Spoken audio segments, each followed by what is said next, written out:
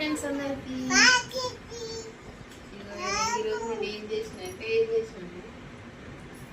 Sweet చేసిన. దేంతో చేసిన అంటే రవ్వ చక్కెర చేసిన. ఎట్లా వచ్చిందంటే మస్తు వచ్చింది అసలు. కట్ చేస్తాను. ఫస్ట్ టైం తయారు చేసిన. నేను దీన్ని చాలా రోజుల నుంచి చేయాలనుకుంటున్నా. కలరు లేదని ఫుడ్ కలర్ చేయలే. అయినా కొంచెం ఉంది, ఇంకా కొంచెం కలర్ఫుల్ ఉంటే మస్తు కనపడేది. ఫస్ట్ మా మరదలకి ఇస్తా.